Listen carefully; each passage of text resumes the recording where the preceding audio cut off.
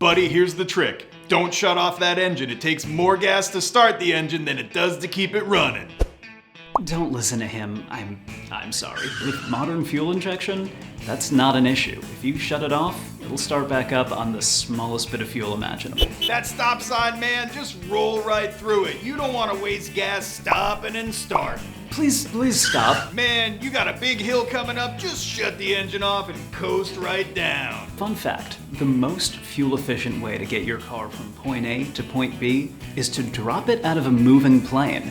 Oh, but you won't have control over it. You won't have control anyway if you shut it off while you're going downhill. Use your brain. Here's one they won't tell you.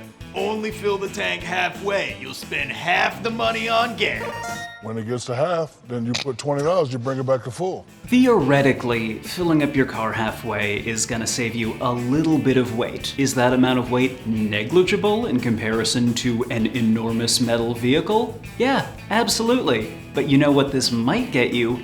Higher gas prices when you have to fill up more often. Here's what you do. Go out and buy yourself a Fuel Shark. Plug that baby in your cigarette lighter, save gas, save money. Woo! Fuel Shark's electro-balance technology helps regulate and optimize your car's electrical system. This helps your car's engine run more efficiently and use less gas. The Fuel Shark is great for a lot of things. It makes a fantastic light in your glove box. It probably makes a decent butt plug.